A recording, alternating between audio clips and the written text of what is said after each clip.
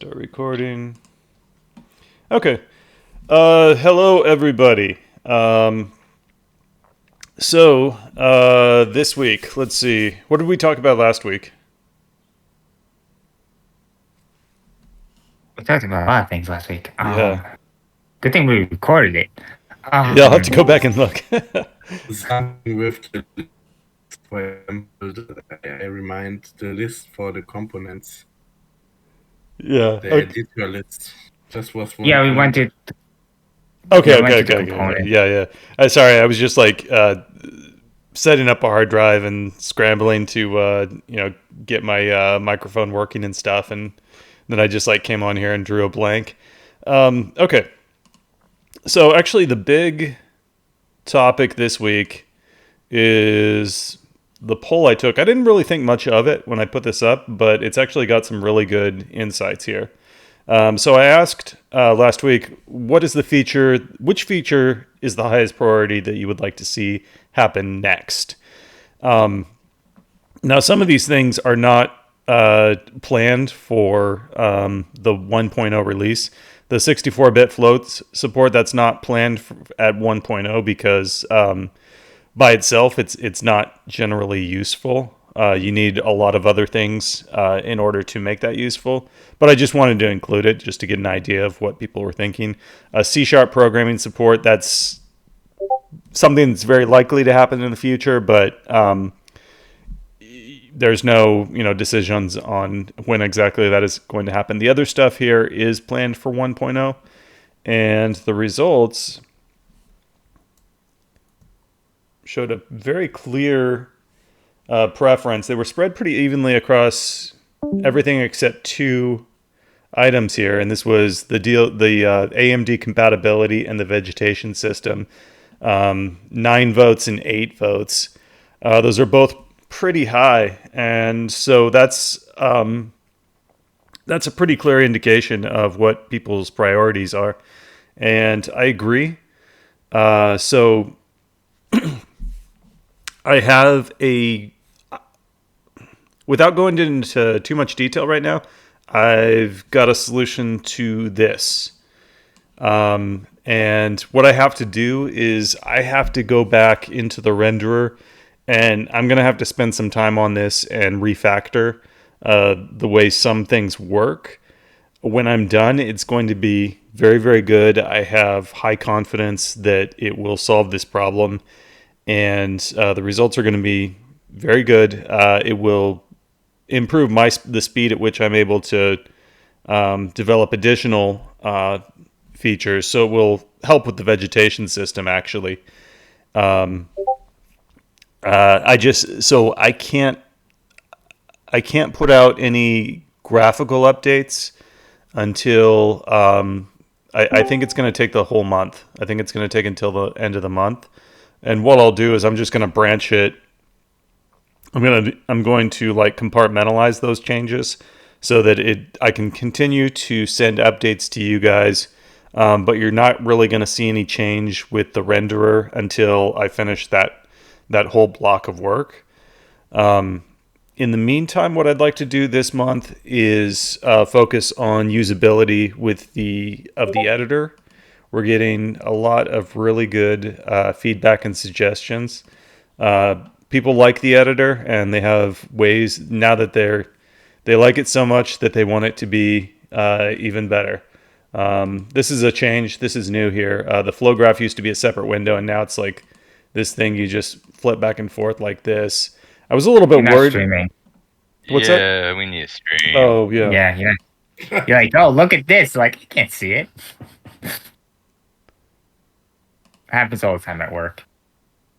They start like explaining things to me. It's like, oh, you see this icon? I'm like, no. It's the main tech support problem. I'm very smart, you guys. I hope you appreciate how smart I am. Okay, so this, you can see this now, right? Yeah. Okay. Yeah. What was I saying? I was a little bit worried about not having the flow graph and the viewports on the screen at the same time. But it's actually like I'm not too worried about it because it's really super easy to flip between them. And Yeah. yeah, it's actually like more convenient than having a window that's like in the way that you have to move out of the way.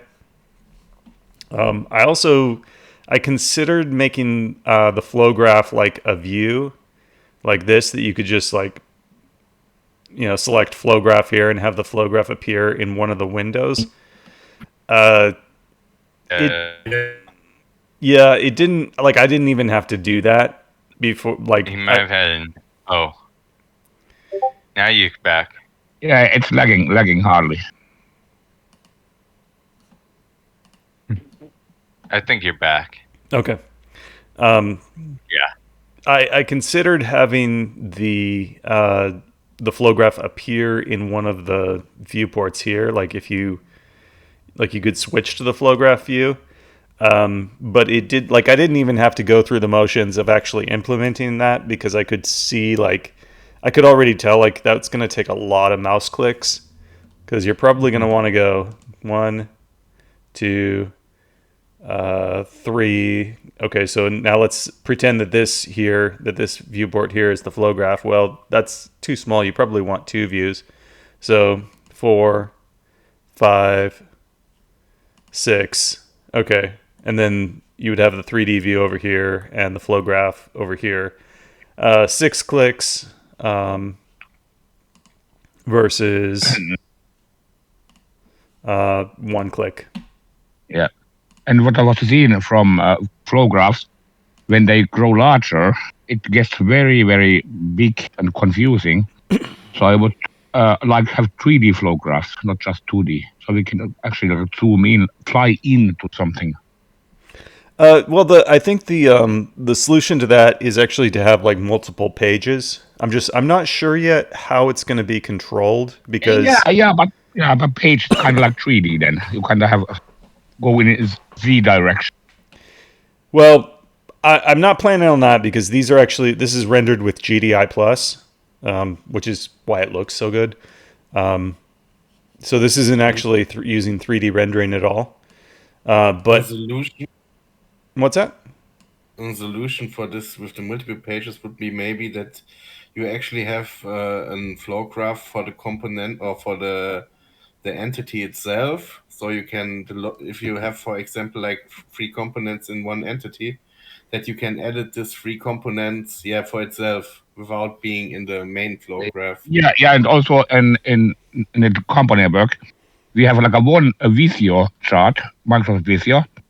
And it explains all our IT systems in one file. And what it does, it has layers. So you can kind of have a main layer, the overview. Then you can kind of zoom into the next deeper layer and get details about that component. Okay. Yeah, there's so the takeaway there is some kind like once these get big, and I forgot who it is. It's the guy who makes the 3D Photo Museum game. His flow graphs are insane. He'll have like 100 nodes on here with like it looks like there's like 1,000 connections between them. So I guess the takeaway is without like knowing exactly how that's going to play out, I think the takeaway is some kind of subdivision is needed. Maybe you can have a look into Unreal. I think the visual system or the visual scripting system from Unreal is pretty good with all the stuff. Maybe you can have a look there and see how they made things. Yeah, if there's some like interface design there that's helpful to us, then I'll totally look at this. Zooming will be done with this. It's not in yet, but audio is horrible. You sound like some freaking master control plan program there. Can you hear me? Okay. Yeah, it's like I can hear you. horrible distortion. Okay, hold on. Let me hold on. Pretty clear. Let me give me a second. Let me check the network. Sounds like from the game. What was it called? This very long game. This System Shock. Like the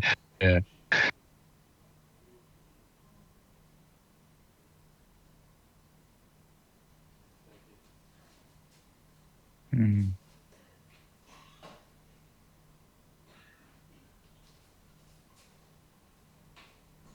Eight.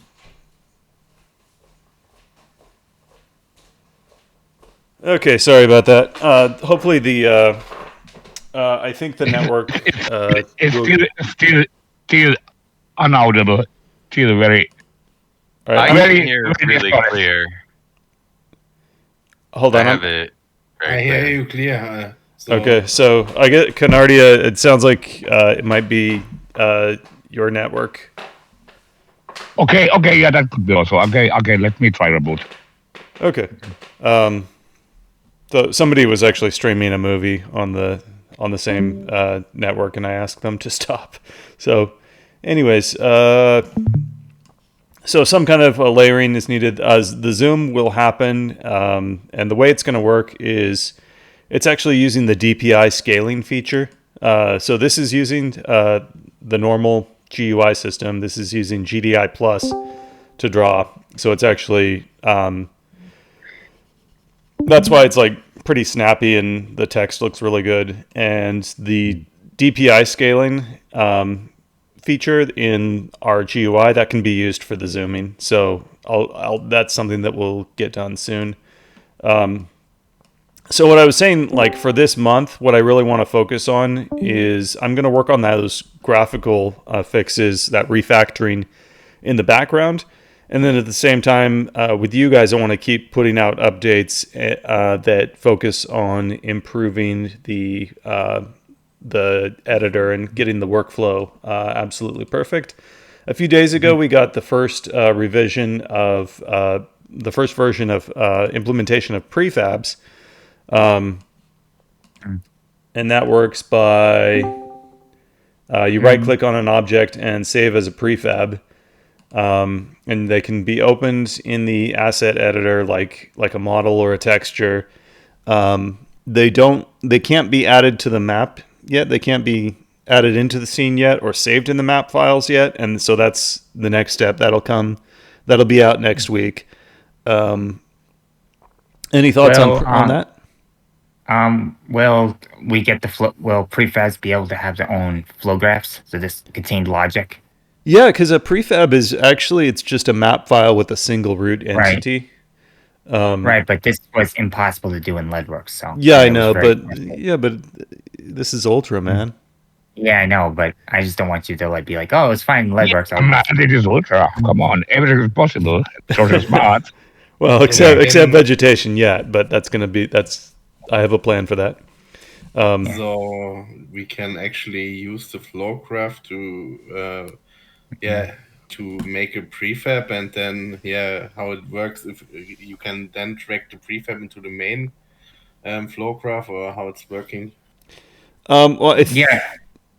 I think how it's going to work is like you can build your I went over this when I was looking at the source engines. Like you can make your contraption with components in the flow graph, and then you can put that contraption within your map, and then it'll be isolated from the rest of your map. But you'll know it works because it's its own compartmentalized function.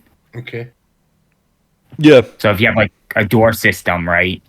You know it'll always work because the prefab always works, and you just drop it in, and you know when you tell it to open, it'll open. Yeah. Yeah, he said it better than I would have said it myself. When are we going to see argument support for the flow graph?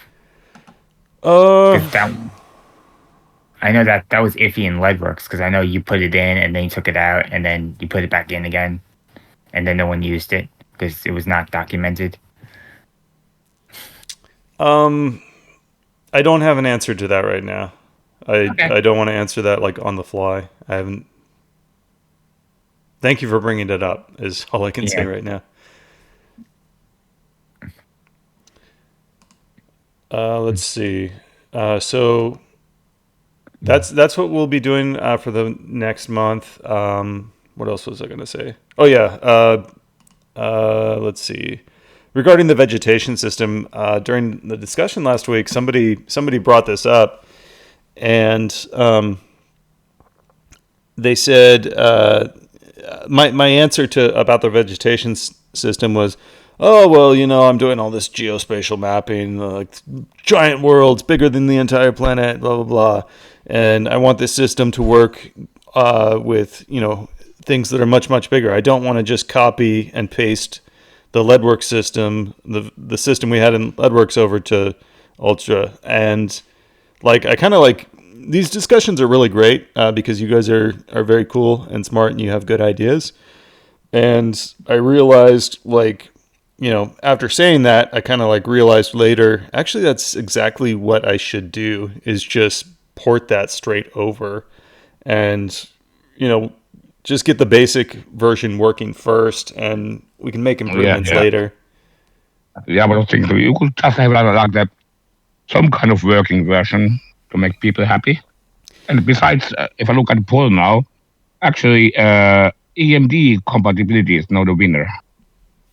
Well, by one vote. I mean, that's pretty close.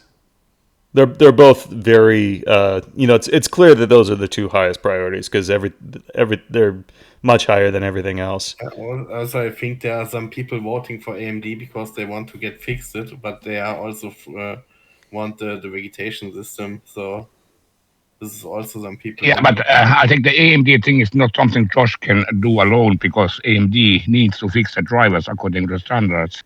Well, it is something I can do alone. That's what I'm saying is like I have to refactor some things.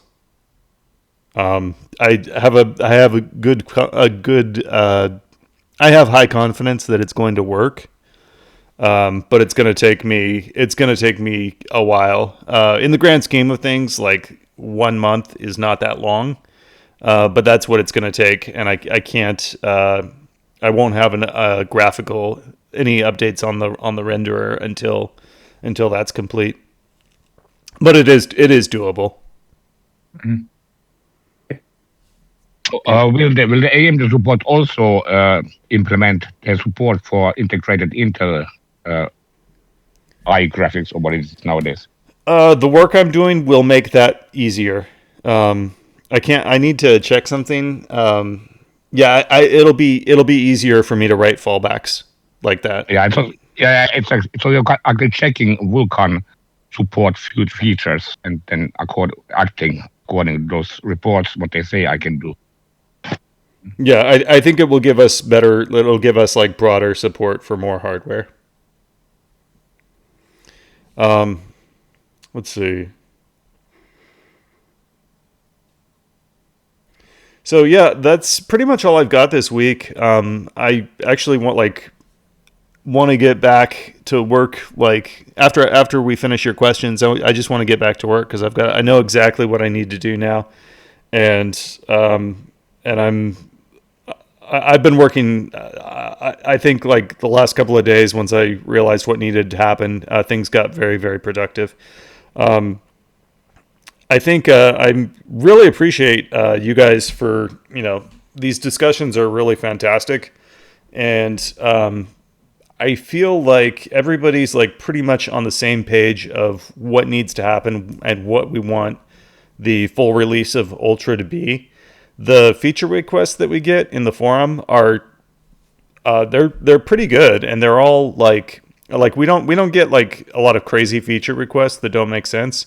We get feature requests that are very good suggestions, and I feel like everybody has like a very good shared vision of what this software is supposed to be. So really appreciate your guys' input. So for the rest of so for the rest of the period, I'll just take whatever questions you have.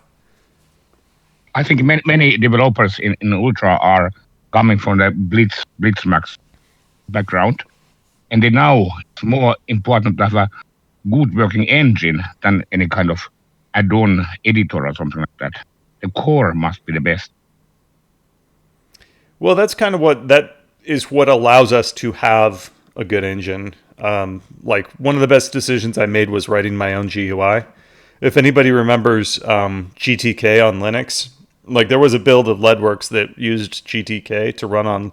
It required like Ubuntu like 12.04, but it was terrible. Like the user interface was terrible, and it was like I put so much work into that, and I just knew like no matter how much work I put into it, it was always going to be just really bad. And taking the cutting that out and just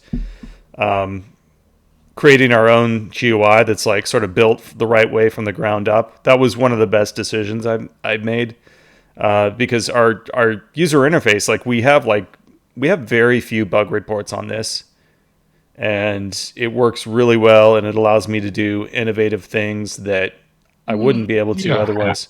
So I guess my point is like having a good foundation is what allows the higher level software to be good.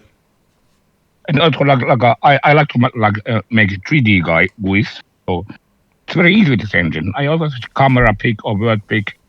Can just make any object like a button in the universe. So it's very easy. And all this depth thing is handled by the engine.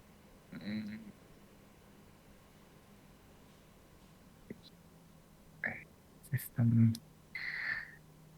I got an idea for the viewport. Also, I like to work with a single viewport more than with 4 because I have only one screen, and it's kind of hard without a gizmo to move the items around. So, yeah. I think we talked about it in the second or first meeting, but yeah, you can move it, but it's not that. Yeah. It's hard to keep it on like one axis. In other words. Yeah.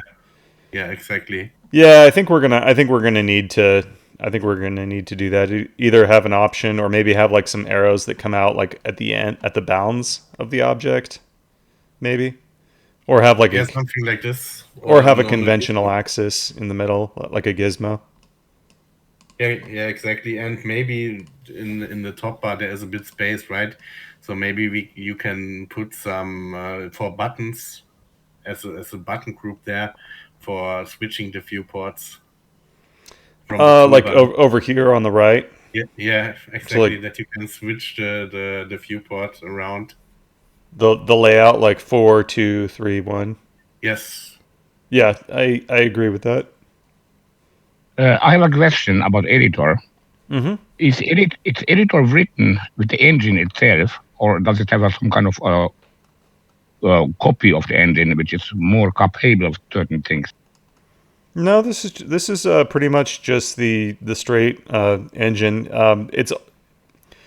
It's compiling the engine straight from source. It's not using the precompiled library, and and some of the editor some of the editor classes have private access to a few classes in the engine. Yeah. Okay. Oh yeah. Okay. That was what I was thinking about. So indeed, editor can do more than the engine itself can. A little bit, but it's for like really obscure, like detailed stuff. Like you could make a 3D editor like this, just with the regular API. Mm-mm. Yeah, I was just wondering because I tried to make a probe in code and it didn't work. It went black. I don't know why. Well, the thing is, you have to. Let's see, actually.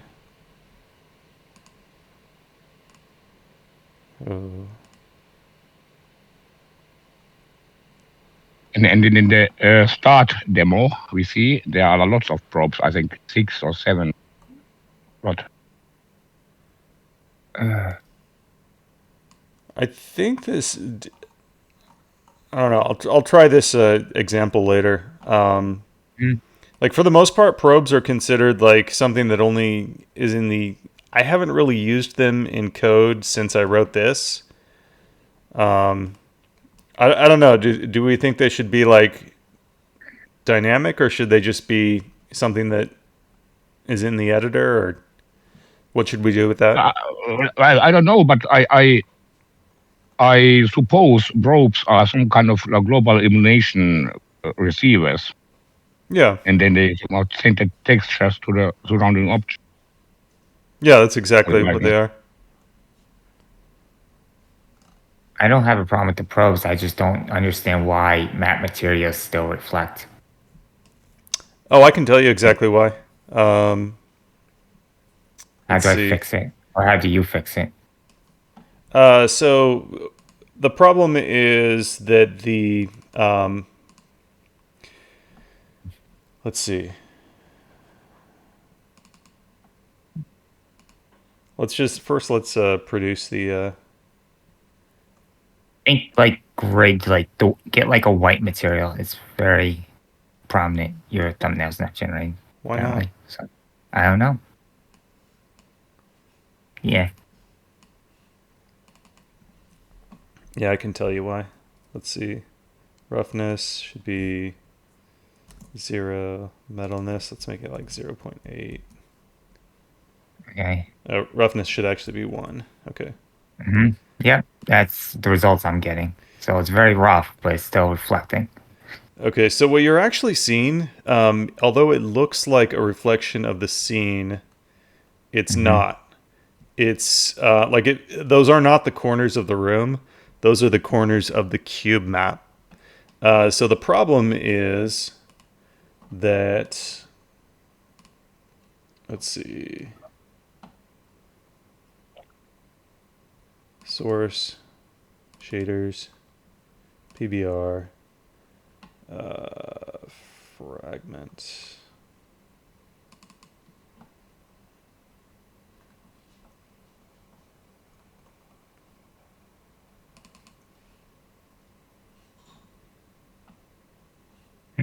Okay, what we want is lighting.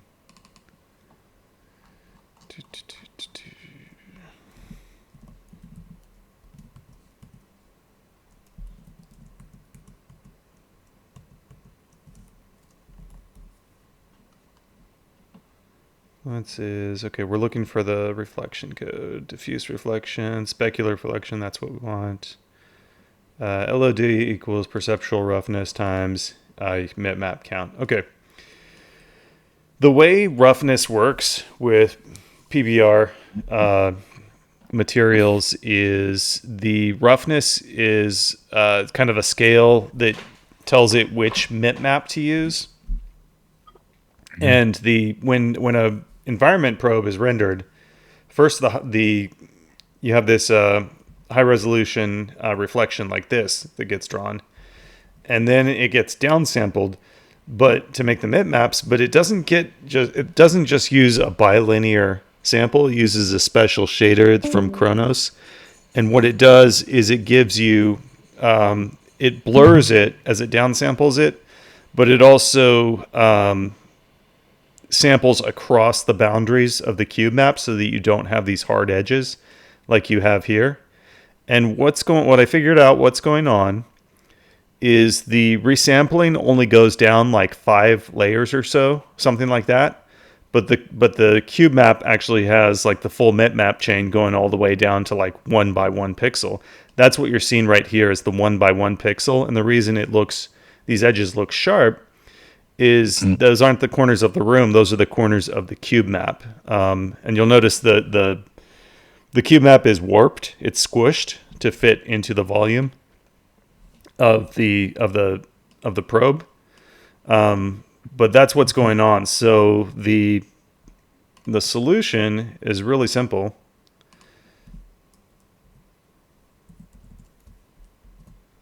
Let's just force the map count to be. I think it cuts off at 5, and then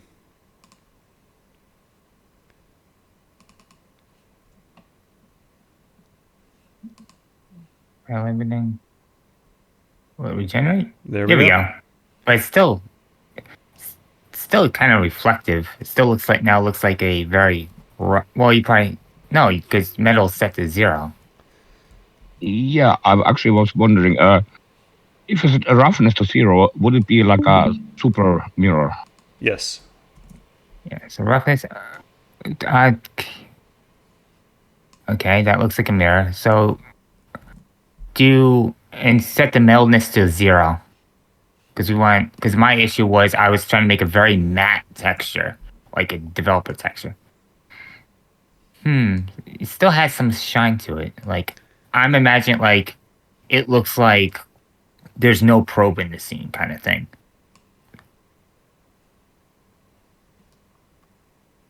I don't No, think the, I the, ma- don't. the material's right. But it still has like that shine. In Cyclone, I actually had to break the probe shader. I don't know how I did it, but I broke it so the concrete didn't look wet. I don't want my concrete to look wet. That's pretty much. But mud material should have no specular map. Well, yeah, that's true because it's reflecting the light too. So if I'm changing the emissive. hello, yeah, it still has that kind of shine to it. I think this is Yeah. correct. I think it's right. It must be specular. Well, it's better, but I don't know. I think But yeah. you might get a concrete that looks wet though, and that's what I had in Cyclone. I had to break the probe shader, and to make it so the concrete looks very matte and dry. I think this is actually correct because it's reflecting the diffuse color, and the color is going to be different based on the direction, the normal here. Like I think this is correct according to like how the PBR shader is supposed to work. Well, maybe when you do the pipeline, the render, you can take another look at it. And you have to also take into consideration the human psychological how you say the thing how humans perceive things based on a material. For example, if you make like a matte leather coat, then you expect it to look like that. Well, the issue I have is that an artist expects something to look one way, and although it might be technically correct, it might not be what the artist wants it to be. That's like what I'm saying. Like, yeah, it might be correct, shader wise and mathematically, but if the artist goes from one program, looks very matte, it's like, okay. Yeah. Also, my point is here that if you don't have any textures, it's very hard to say if it's realistic or not. You should have something like real life examples to compare with, like a clothes or like basement or leather, whatever. So you know how they look in nature, and then you have some kind of comparison point. So this should look like rough plastic. It looks like, in my opinion, at the moment.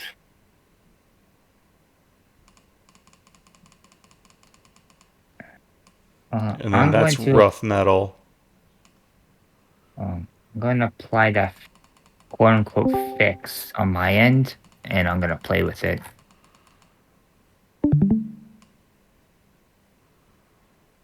This is smooth plastic.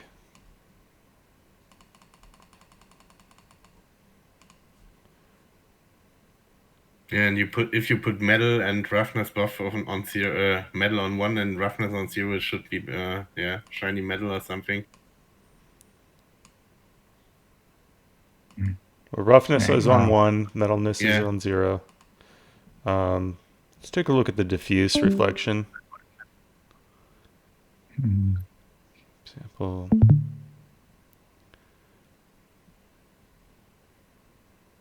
Texture, cube coordinate. Okay, so the diffuse does not use a. It's already super blurry. It does not use a any bitmaps to control that. That's a good question, though. Are you gonna apply this fix, or are you gonna wait until you change the pipeline?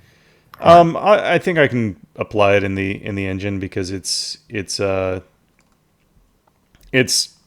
that shade. It's just that one shader. All right, so just wait for an update.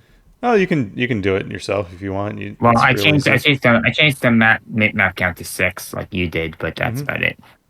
I don't know about that's pretty much it. Let's see if it's 6 or 7. Let's see where it actually cuts off. I think it's 6, but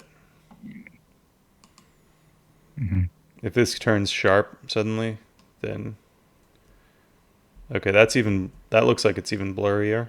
Let me make sure. And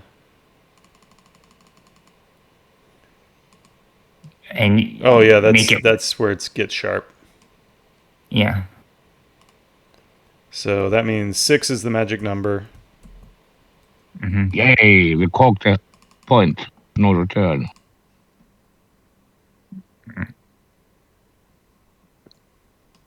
Right.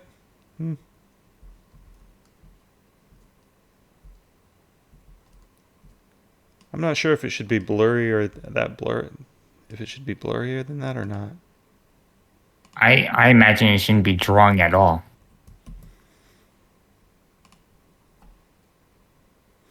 Sometimes, like with PBR lighting, sometimes it's a little bit unintuitive.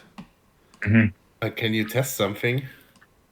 I'm not sure if it's working or not, but if you place two terrains next to each other, and if you want to edit, for example, two terrains in the height, I think only one is actually receiving the height data you want to place in. Well, yeah, that's because that's the thing that you're clicking on. Yeah, exactly. But it's a bit hard if you want to, try, for example, an hill at this position, and then you need to see how you can fix the second one. Okay, let's try this terrain Okay. right here. All right, I did it on my side, and actually, yeah, it actually looks a lot better. Cool. Let me parents, yeah.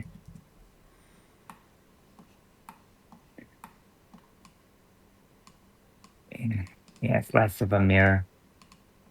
I'm just worried about concrete, but I haven't got there yet. So, but because I just have flat development textures. Yeah, I mean, you might want to take a look at like some GLTF files because the material is really well defined there. And if you find something that doesn't look quite right, like it looks different in Ultra and in something else, then let me know. Okay, two terrains right next to each other. Both are selected, and I think it's only going to affect one of these. Yeah, actually. Yeah. So it's hard to make a good terrain, right? If you can only draw on one. So the best way is that it should get both terrains, get the height data, because otherwise you got some weird things open in the scene. Yeah. Why do you need two terrains? I mean, there could be some good reasons to do that, but what exactly are you doing? Yeah, it's not exactly me, but I think some people are doing this if you want to build a really, really wide open world. So you have multiple terrain tiles, and you only load the terrain tiles where the player is and the view surrounding. And all other you just disable.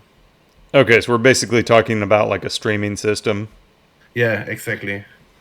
I think this is the way you do really big open worlds, at least in my study time where I worked in a bigger company.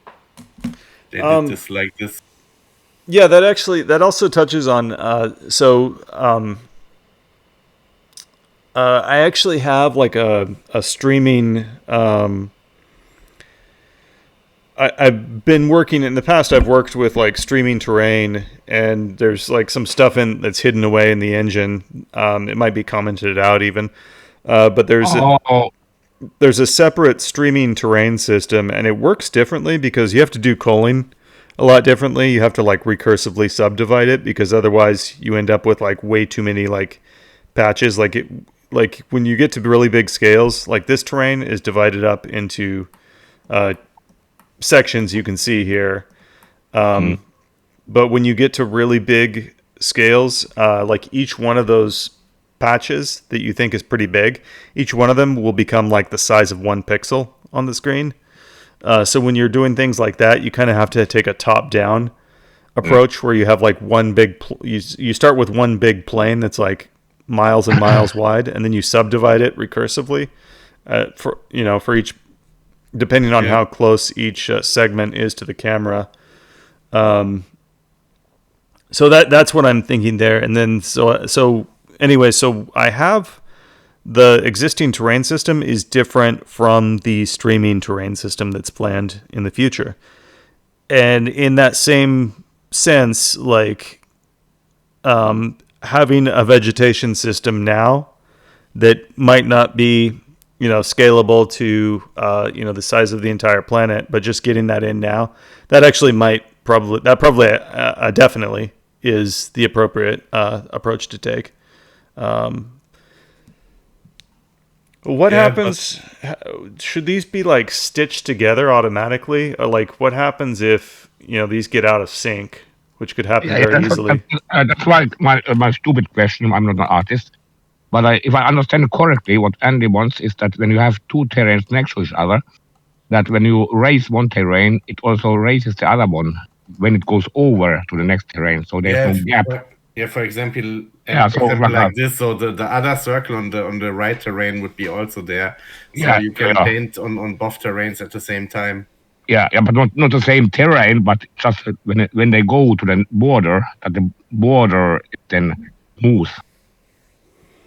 Yeah, I understand. I think that's probably a good idea.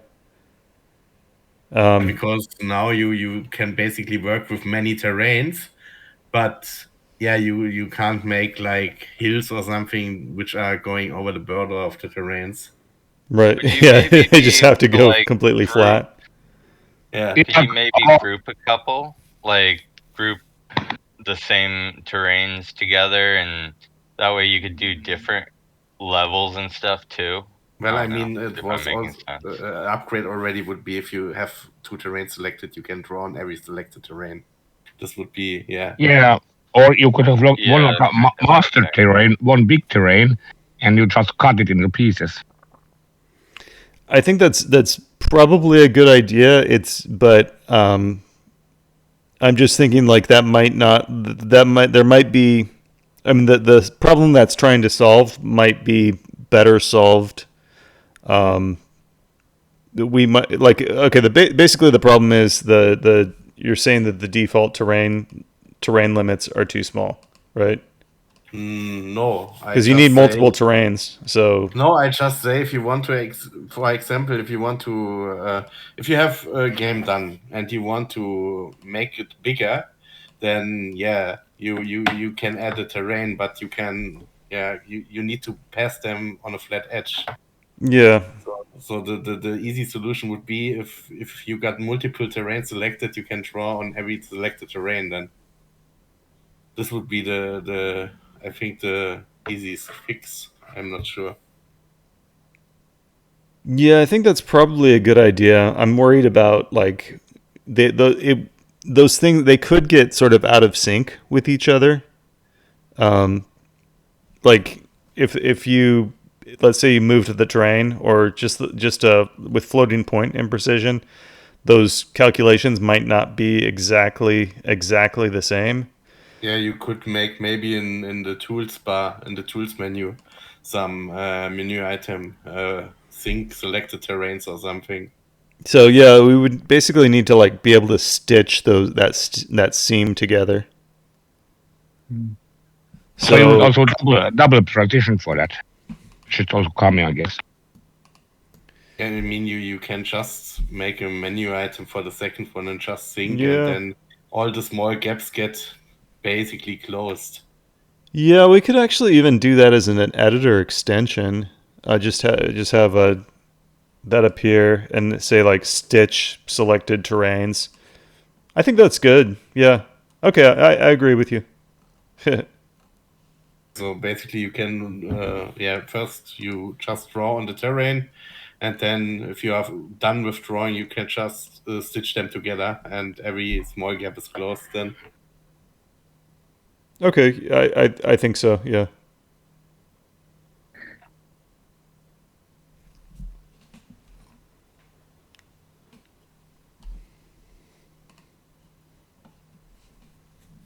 Yeah, I think many of those improvement suggestions are depending on each other. Now we see that we need for this multi-terrain, we need double floats, and for many other things, need also other things to go first. Sometimes, yeah. Yeah, and it would be very nice to be able to drag this into this interface. I don't know why I didn't do that from the beginning. Yeah, or even if you, I think I mentioned it already. If you go to the project and Oh, yeah, drag yeah. a component into the flow graph, it could create an entity with automatically an empty entity with the component attached, for example. Okay, so what would we do with that? Let's see. What would an empty entity actually do, though? What's an example of the behavior?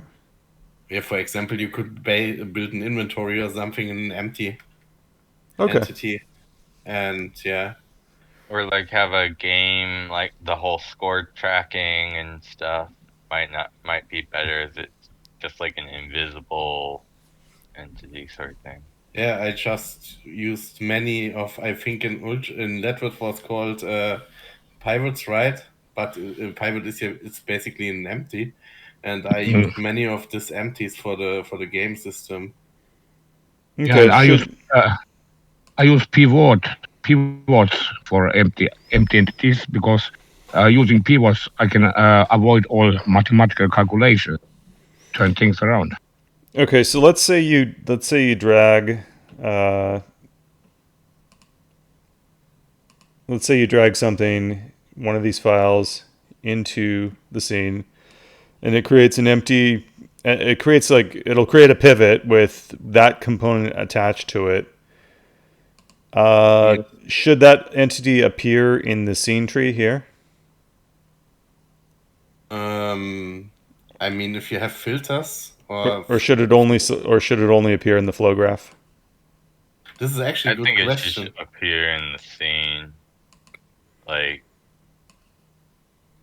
for consistency, and because you'd probably want it at least in the scene sometimes. Well, maybe you can add a dialogue, like what earlier do you have on the, if you want to create a component that you can say what do you want, for example, appear in the scene tree or not. Something like this. So it sounds like maybe it should appear in this tree here, but it should not. There should be nothing here in the 3D scene. We just want that stuff to stay out of the 3D scene, right? Yeah, that's Exactly. fine. Oh, that's what I was thinking. Yeah. But Okay. if you have it, maybe a filter system or something for the scene would be nice. So you can the layer system, like layers, like Blender's layers, you can switch off certain visibility. Yeah, there's actually a menu item up here that it's disabled, but it says new filter. So that's definitely that is another thing that will be added. Because if you get a large scene, right? So ultra is for you can use for big stuff like big maps and something else. So if you have a big map, you also have I don't know, hundreds or thousands of entities, and a filter system would be really cool. Yeah, for sure. That was always the plan from the start. It hasn't been done yet, but that's definitely the plan. And so you maybe could create, if you drag and drop a component in the flow graph, then you could maybe create a filter if it's not existing with logic entities or something named. So, yeah. This sounds good. This sounds like we all agree on the plan, what it should be, and now Josh just must do what he's doing. This will be great. Yeah, we have a shared vision. We're not just going off in crazy directions. Oh, you should do this, you should do that. There's definitely, I'm definitely enjoying this. And I got another suggestion, but I think this is more in the future, like a spine tool or something where you can actually create roads or like rivers or something else. Yeah, we had it. I think for Leadworks there was something in the Yeah. in the workshop you can buy for $5, but you can't actually see what you are doing. So create a Oh, road. wait. In Letterx 2, at least, there was a Bezier curve road editor. Yeah, but you can't see the road in the scene in the editor with this. Yeah. Well, and it'll also be he's talking about Leadworks 2, which is, let me see. yeah, and splines are also good for like ropes and cables and wires and pipes and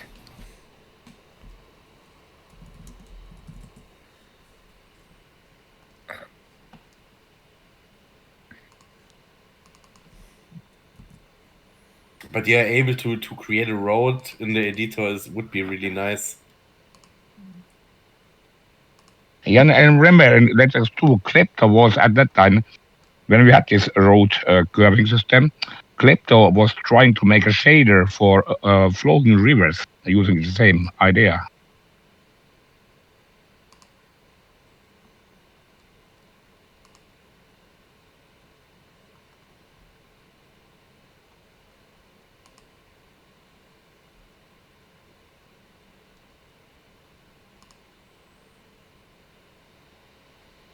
Can't see it that well. There's a road. There's some roads there. Let me see.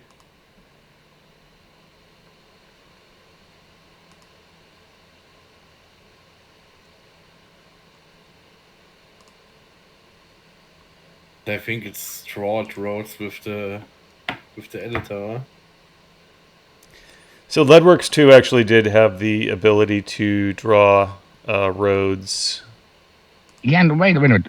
Didn't you have some demo where you had also like a railroad, where the train was moving on a rail? Yeah, I did, but that wasn't a spline or anything. That was kind of funny because it was actually using the physics systems to keep it on the track.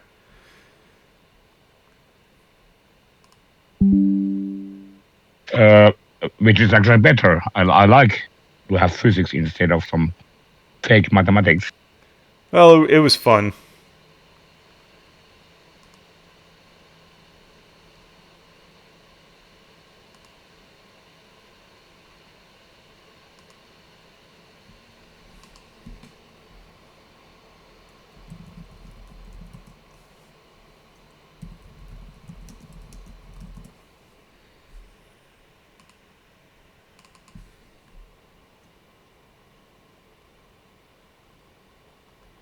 I'm looking for one specific screenshot.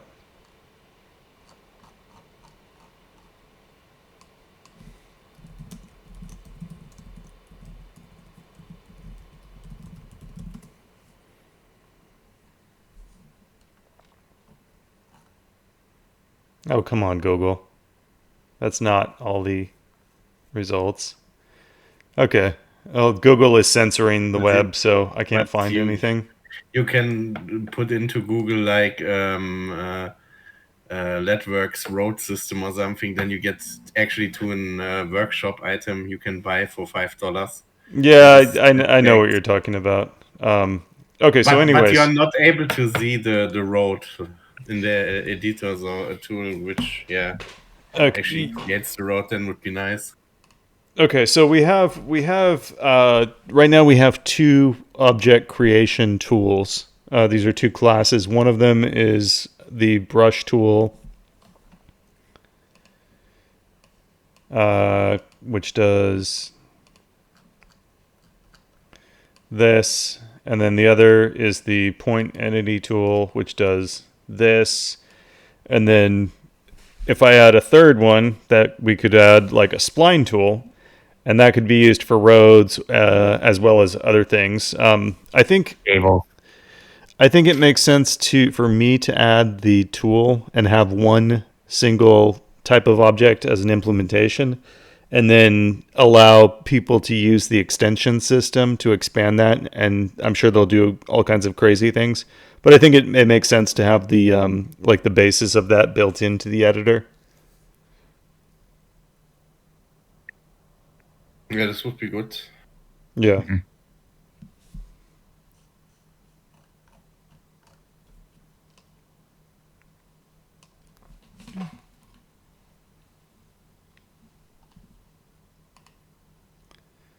So, what else?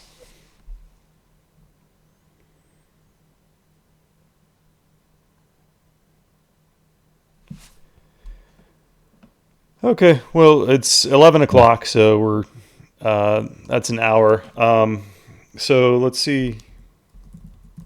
I wonder if somebody like voted in the in this in the last hour. Oh, Spider Pig is here. The trailer guy. Yeah, I'm Okay. here. Oh, like.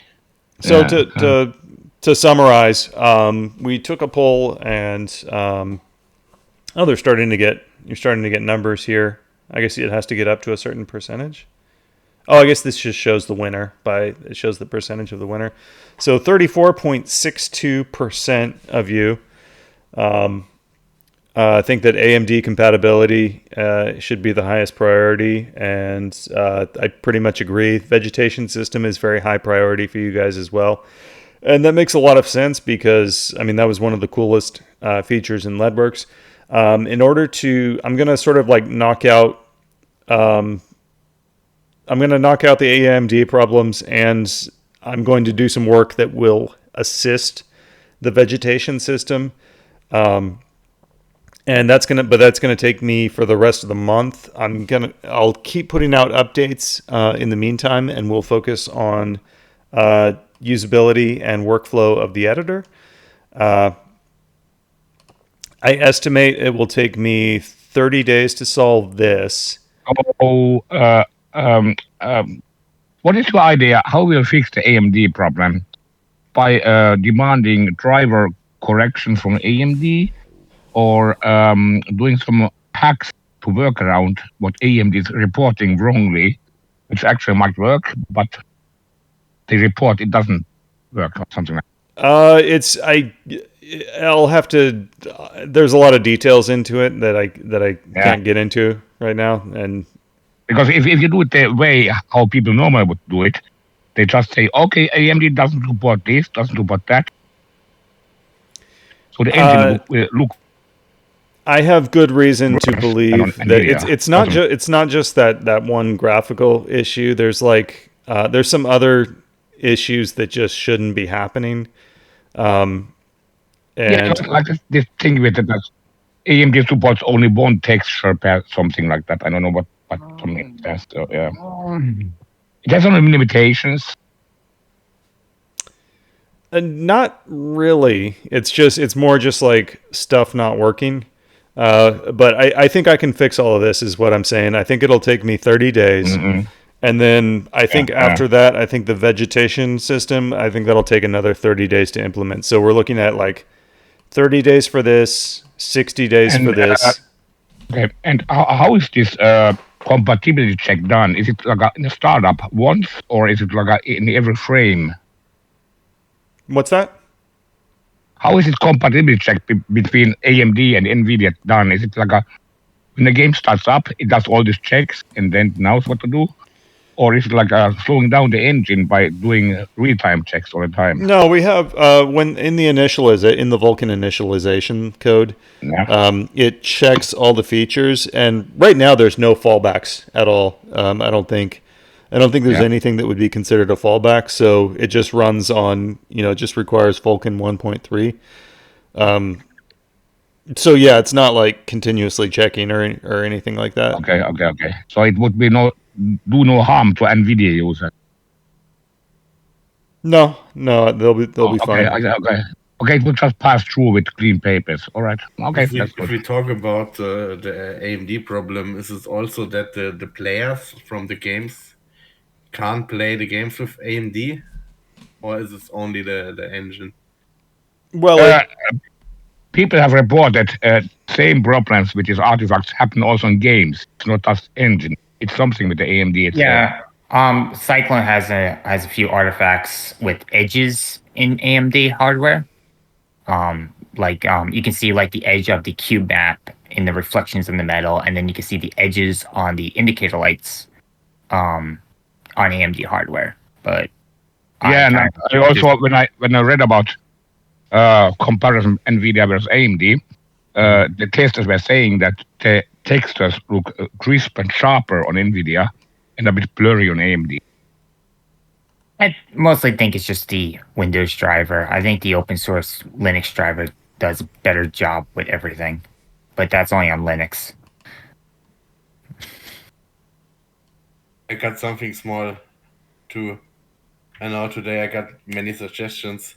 Sometimes I miss the update for the how it's called, the project, and it would maybe cool if you can put some message into the status bar of the window at the bottom, like a red border box with or something which really displays you okay, there is an update, you should make an update.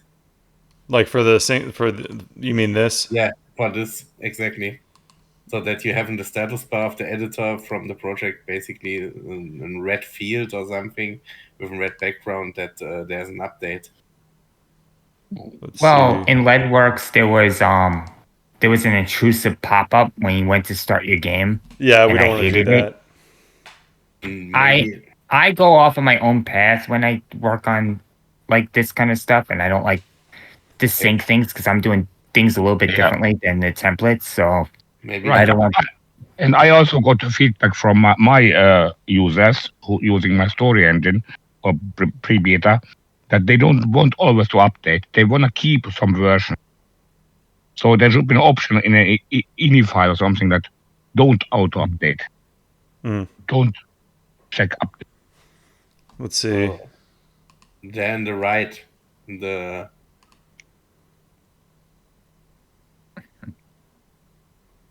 in the bottom of the status bar on the right is a bit space. I think there it could fit perfectly in. I think the easiest way would actually be to like have this tree view have checkboxes, and then if there was a file you didn't want it to get update, you could just uncheck it, and it would remember it next time. That would probably be the most. I'd say it would be the most intuitive way to do it, maybe. Yeah, because you're packaging assets, and some people don't want the assets and everything. Or the main C++ file, for example. And this was actually in an area where I have also investigating in the story. So whatever the user does, it stays permanent. So when the user moves the window, restarts the window, next time you start the program, the window is in the same place. That would be something nice for editor too, because now I always have to move the window. Just an additional effort to make the window bigger and move it to the right place. Okay. And that's something which Notepad++ does very good. In Notepad++, you just enter the text and close program, and everything is saved in a temporary file.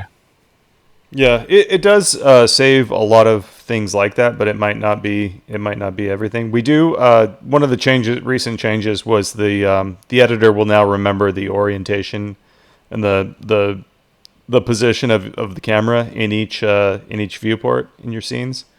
So when if it's the camera's here and you save it, then when you start it again, the camera will be in the same place. Yeah. And also, like we last time discussed, or some times ago, that now editor also remembers your current project. So each time I start editor, my gravity is title bar. That's really nice. Oh yeah, that was somebody's. I think a few people were saying that. So that was good. Mm-hmm. All right. Anything else? Yeah, I have a quick question for you, Josh, about GLTF files storing the material paths. Is that possible rather than just popping the material over into the GLTF file? It's Spider-Pig, everybody. I didn't realize you were here. I'm here. Hello. You're in Australia, right? Yeah, I'm in Australia. It's about 6 a.m. at the moment. It's 6 a.m. right now? Yeah, 6 a.m. right now. Oh, that's not too bad. It's not too bad, no. I'm sorry. What was your question? I'm just having a little bit of a problem at the moment with. I want to make one material and share it Oh yeah, yeah. across multiple GLTF files. So I've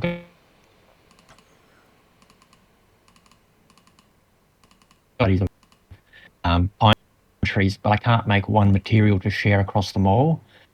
So I was wondering if it's to select a material, like browse for material. Is it possible that the path to that material I browse to can be saved in the GLTF file rather than just copying everything that's in the material over? Does that make sense? So, So you that- pretty so much that- want shared materials across GLTFs, and this is something I Basically, also- yeah, shared materials. Yeah. But you Yeah. can- So one change in from LeadWorks to Ultra is in LeadWorks materials are always external, which that had its own problems. In GLTF, materials are always part of the model; they're always embedded. Let me think about this. It would have to.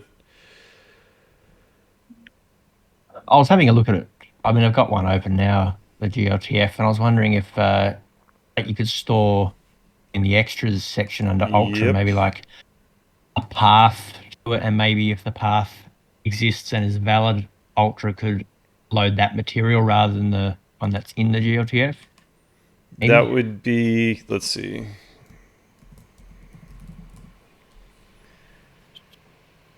Yep.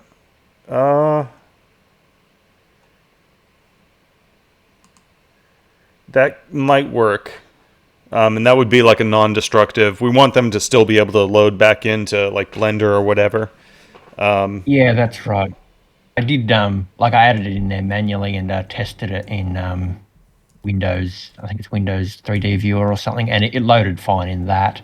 It just wouldn't obviously work with the editor. It just overwrites it. But yeah, it might work.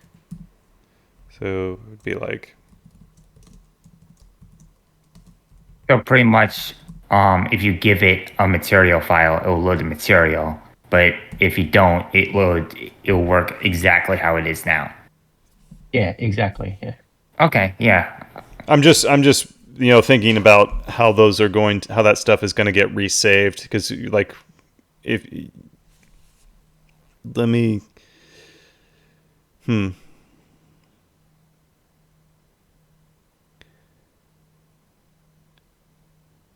Okay, so how do you want to add these in? Do you want to do it manually, or do you want to this to be a feature in the editor to apply? Yeah. And I think it's kind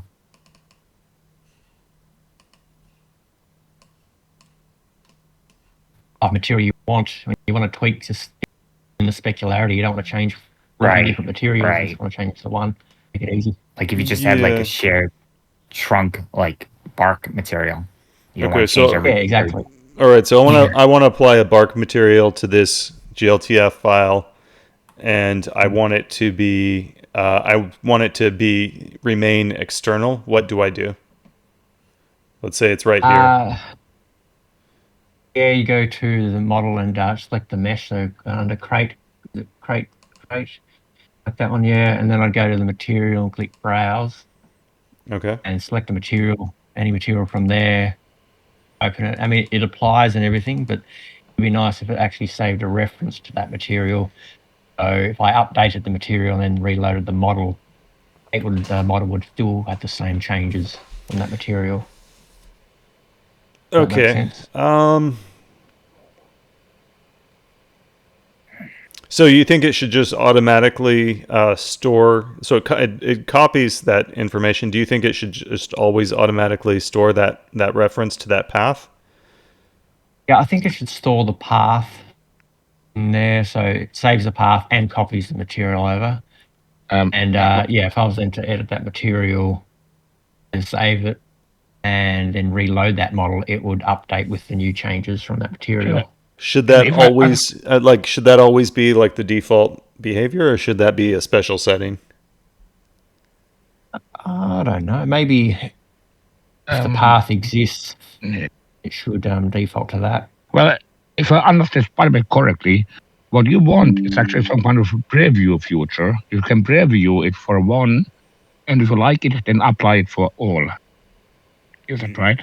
No, he wants to have one material and place this material in multiple boxes, for example. And if he is editing this base material and save this base material, basically every box which he applied this material already should also appear like this.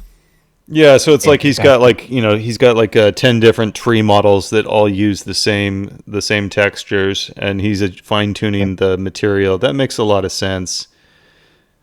Yeah, I'm kind of streamlining. I'm kind of thinking like what you're saying, like if the external path, just copy the material settings and then keep the reference to that path, and if that path exists, then load it and just have that be the external or the default behavior. I probably don't see a problem with that. Yeah, I can't see one either. And it's also I think it'll similar work. to the refactoring function, the rename function in Visual Studio. When you rename some function or variable, whatever, it asks you, do you want to update everything or just some certain things? Yeah, basically, Yeah. same idea. Yep. Okay, that makes a lot of sense. I think that's something that can be done in pretty short order. Yeah, that'd be good to Yeah. give that a go, see how it works. Also, can you make the collider save with the model? It's kind of dumb that you save the model and then you go to close the window and then it asks if you want to save the collider. Like make a new collider, just like change the collider to like just something else. Cylinder. Hit save. Now close out of it. I think it's not. I think it says it's not modified. Okay. Yeah. That should not happen. When we come to the collider, did you found already something about this bug I reported, where the collider don't get saved? Yeah, I saw that. That'll be it fixed next week.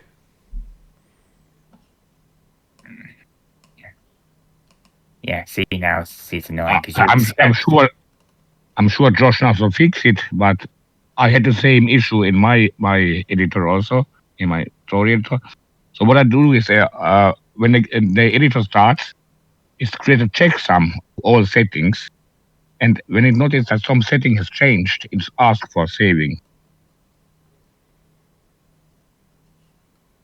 Yeah, I think I actually meant to have it save both the collider and the model. I don't know why I even have those separate. I'm not sure. I guess sometime, yeah. Okay, yeah, I'll do that.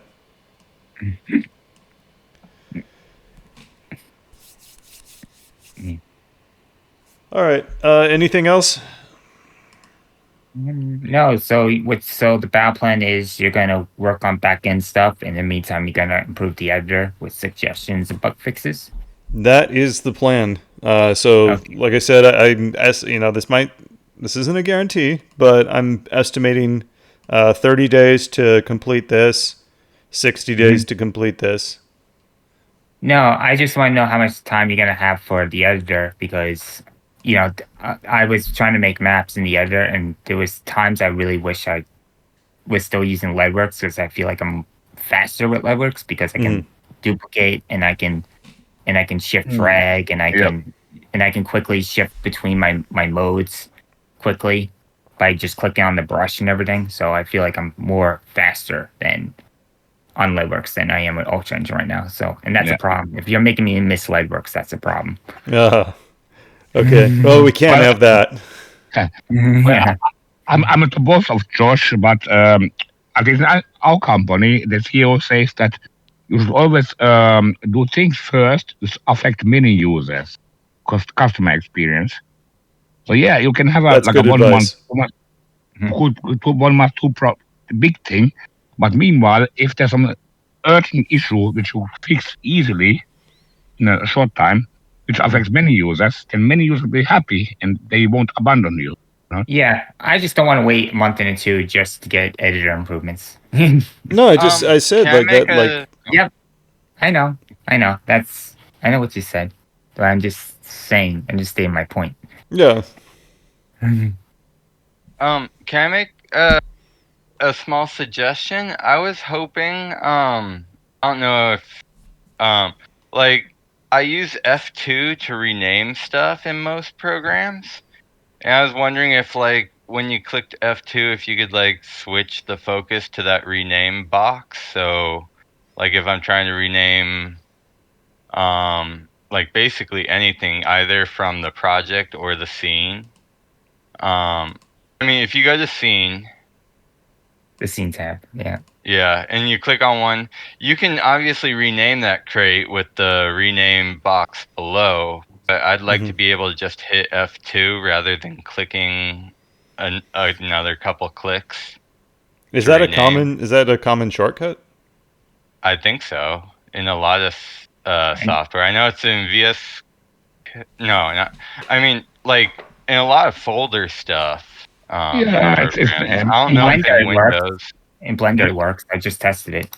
also Microsoft Excel F2 is for edit mode of Oh, cell. Yeah. F2 works in Windows Explorer, the file system. I mean, dialogue. It's pretty common shortcut. I don't know if you're using it for something else. Yeah, it is actually it's based on the SAS standard. There's a certain standard which says all programs should use the same keys for common operations, like Control V, Control C, Control A, and that stuff kind of stuff. And for F5 for update. That's funny how you can be using like computers for years, and then there's just something that's like it's been there the whole time, and you never knew it. Yeah. Yeah. Okay. Yeah, Like I it's what- usually just do it out of reflex. I hit F2. I learned this in 1995 in Germany in a university about the SAS standard. There It's are always a couple. been there. I think In Germany, Microsoft we are- started some universal ones for Windows. In Germany, we are that they very were pushing standard. for. So if there's no standard, the German people are unhappy. So So we need to add the F2 so that the German people will be happy.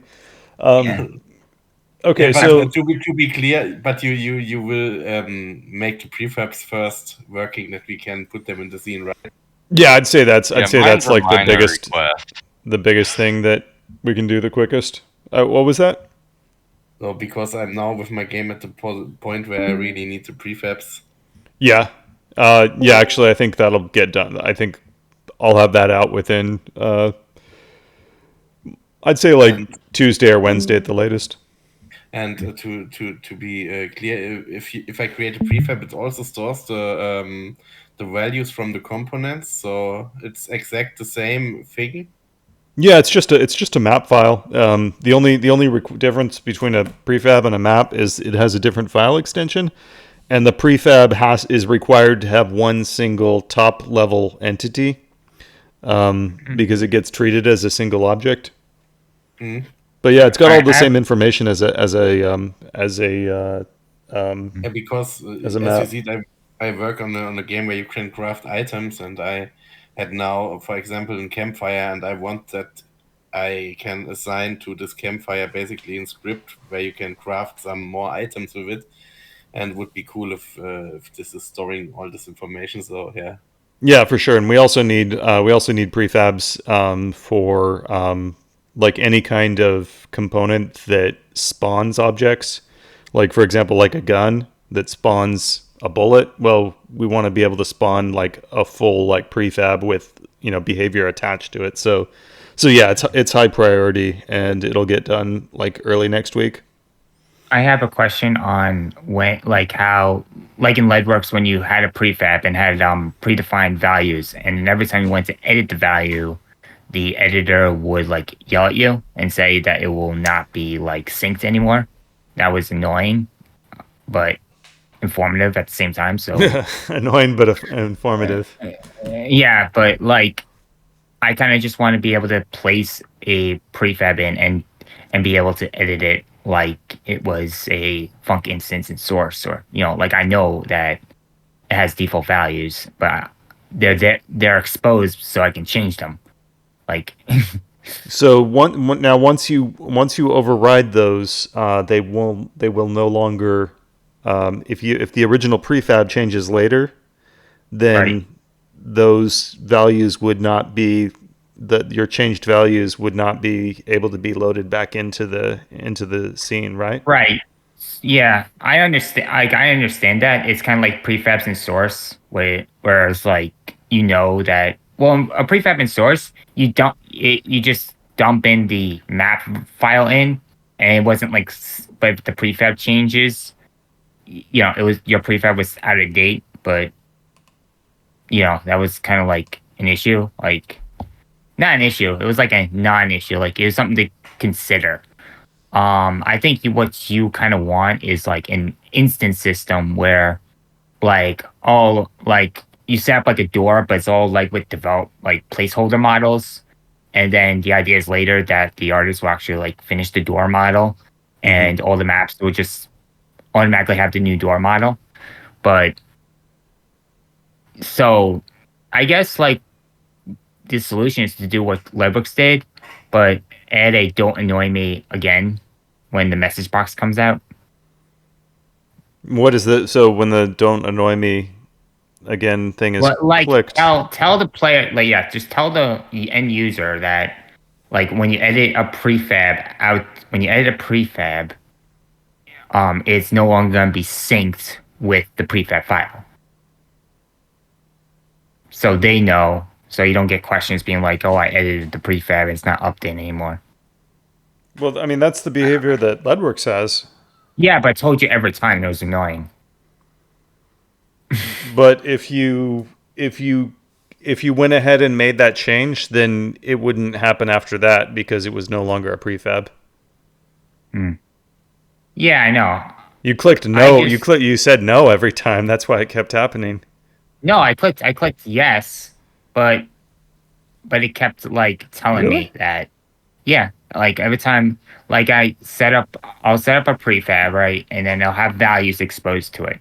Yeah. Now I would say that I'm exposing those values so I can edit those values, and then I would place it in and be like, oh, this needs to be a lower value or higher value, and then Lebrooks would tell me, oh, well, if you edit this value, it's no longer going to be synced with the prefab. Do you want to continue? I hit yes, and I'll do it for like every prefab I put in, and it was annoying. Oh, so you're saying it happens for different objects? Well, I have different objects in every time, but not the same object over and over. No, once I said yes on that object, it was like I placed it in the map manually. Yeah, that's what I meant. Okay. Yeah, my issue is that once I know the feature of how the prefabs work, I shouldn't be bothered anymore. Okay. Okay, I thank you. I understand. Yeah. Okay, once we get it, have it working in the editor, then we can kind of fine tune this behavior a little bit more. That's actually a very interesting question from Ripple. What happens with instanced objects in editor?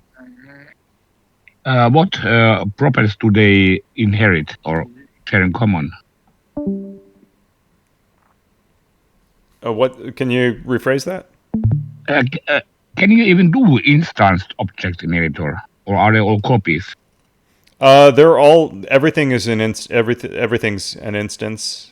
Okay, so in Ultra, every 3D model that is loaded is automatically instanced. So it's just you have to actually you have to take some extra steps to not make it an instance, to make like a unique copy.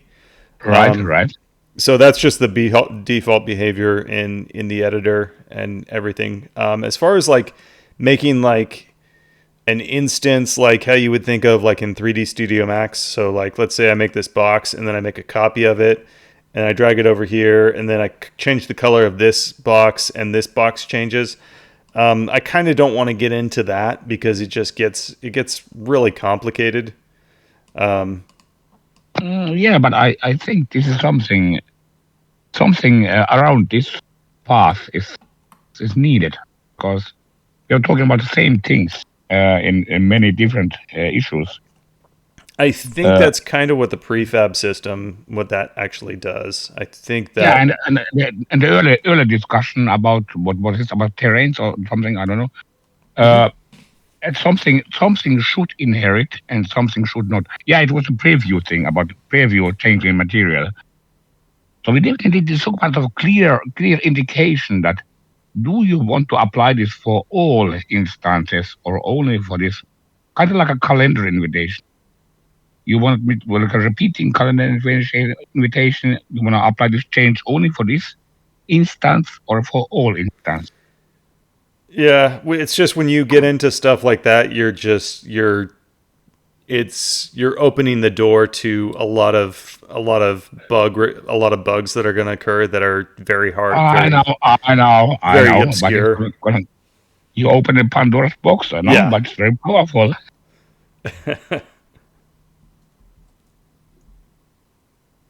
I don't know. I think we need to get like the prefab system done and then like go from there and see what needs to happen.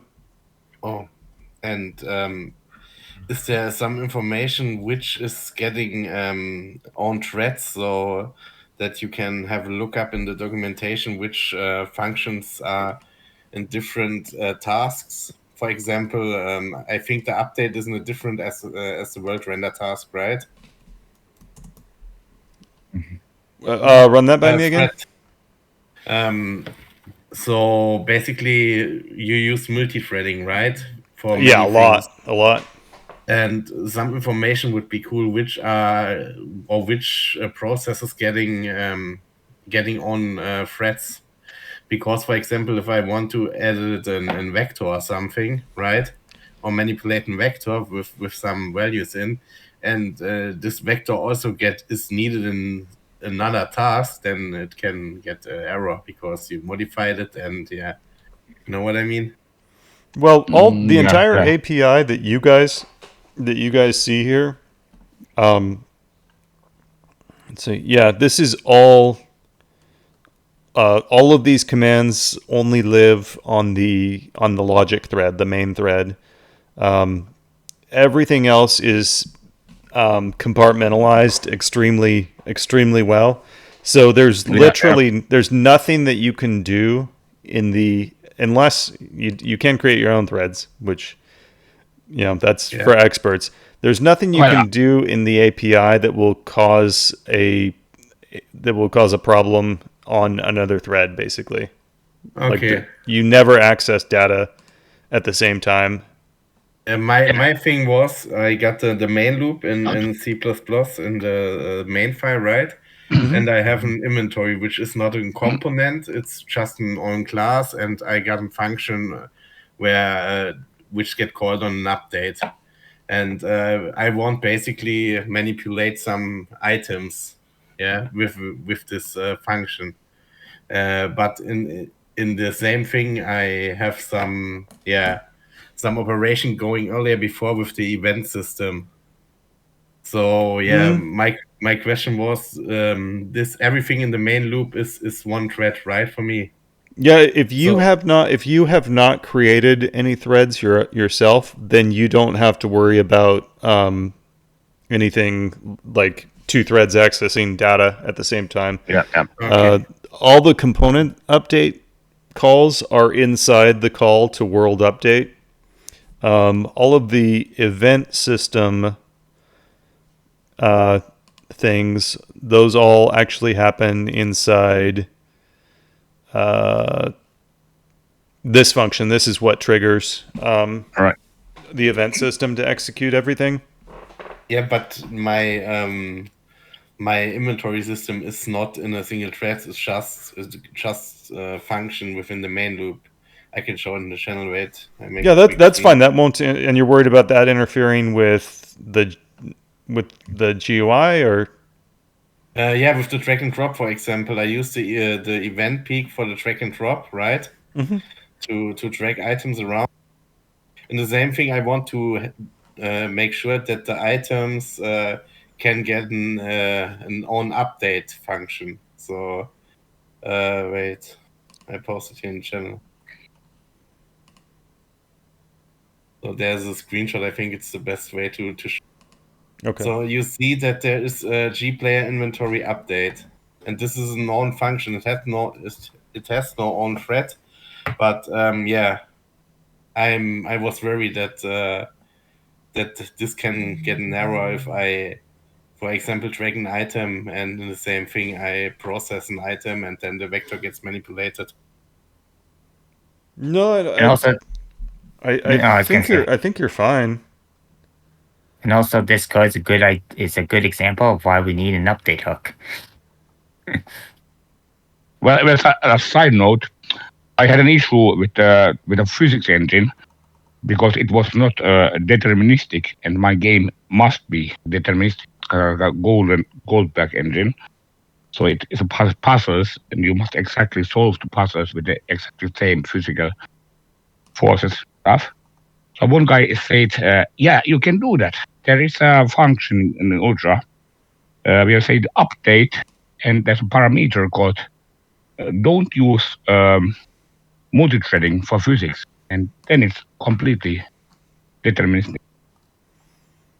Of course, it slows down the performance, but you get at least accurate results. And I believe in Newton 4, also determinism is also multi-threaded, but I'm not sure if it works same way. I don't think it's deterministic if it's multi-threaded. But yeah, if it's just yeah, that's what that threads thing is for. Regarding the update hook. Okay, so yeah, I think we would probably need like a hook for like world begin and begin update and end update because things are different. Yeah. Like sometimes you want things that happen right before physics because you're modifying the physics, and sometimes you want it to happen right after everything else because you're getting something ready for the render. So Yeah. yeah, that's good. I think we can do that too. Some render hook would also awesome, but I'm not sure how complicated it is. We have that. We have that. Okay. Yeah. Let's go back over to.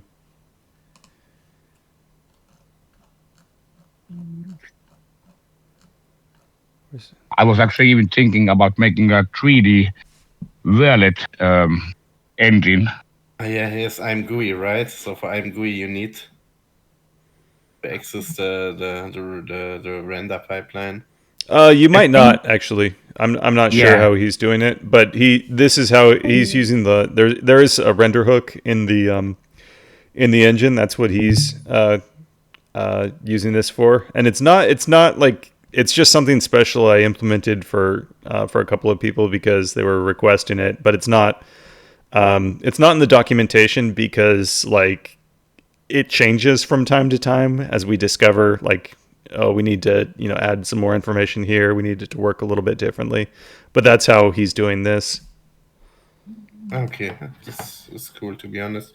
Maybe it's also possible to hook a FSR or something between. It was also a nice project, but I'm not sure if it's working because I think this frame generation from AMD is getting insane in the future. Yeah, I don't know.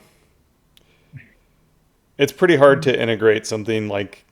I imagine it would probably be pretty difficult to integrate something with existing Vulkan code without like just replacing all the. It's difficult to. I don't know. I think you just get the last frame or something, send it to FSR, and FSR send the frame back to you. Yeah. Something Right. like this, it's working. So it's not that complicated to integrate, I heard. Yeah, and I have no idea what it ever means, but everybody says it's good. But it's actually some kind of hack because AMD cards are so slow. They need some kind of hacks to make it faster with FSR. No, the thing is FSR is software-sided and is DLSS and this frame generation, and with the new versions of this, both of them can generate frames for the player. So if you run on low FPS, you can activate this, and this feature generates more frames for you, so you have a higher frame rate with automatic generated frames. So it's basically interpolating between frames. Yeah, we had this in Blitz 3D called, what is it called? Tweening. Oh, that was nice technology. I think that was just I thought that was just a timing thing. Does it actually? Yeah, it was something like that. It collects something like the timing and made frames kind of according to timing or something like that. It's very, I don't know. I don't remember exactly how it works, but it was very efficient and make things like super fast.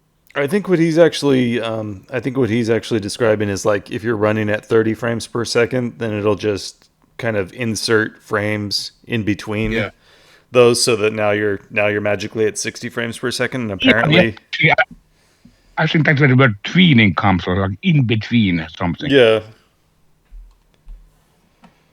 Yeah, I mean, if you want to get into it, it's actually, I mean, the just send me a message and there's a command, I think it's in world add hook, and then you just put like hook render, and Klepto, and I think some other people have used it, but it's definitely like experimental. Mm-hmm. Yeah, I mean, it would be a nice project if you actually can integrate FSR, for example, into it, or not. So, okay, well, yeah. I'll take a look. Oh, I'm sure he can, because it was already in Blitz 3D. It's new. It's nothing that is old. So I think you mean something different. The tweening thing you're talking about, it's I'm pretty sure it's just related to timing. But before we do that, we need, let's see, unsolved. Man, somebody came in. Man, Spider Pig. Dang. All right. I've been busy this week, so that's why those are unread. Yeah, that's all good. I mean, you work alone on this project. It's basically a giga project for one person, so everyone should understand it. At least everyone who knows the project already. Actually, I told my boss also that coding is my life purpose. It's not my job. It's my life purpose. I don't know if you want to say that to your boss. He might take advantage of that. So, yeah, this is what we need to get solved before we have anything fancier than that.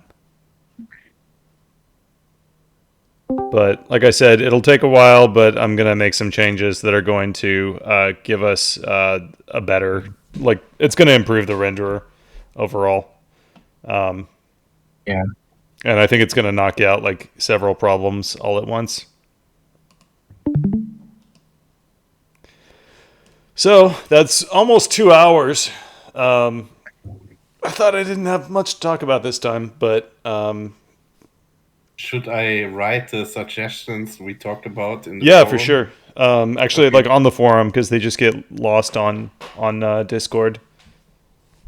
Yeah, so I put this thing with the editor and all the stuff in the forum again. Then Excellent, wonderful. So thank you all for coming. Thank you, Spider Pig, for coming for the first time and showing up at 5 o'clock in the morning. Yeah, no worries. Thank you. So that's going to be it for me. I'm going to stop the recording now. Let's see. Stop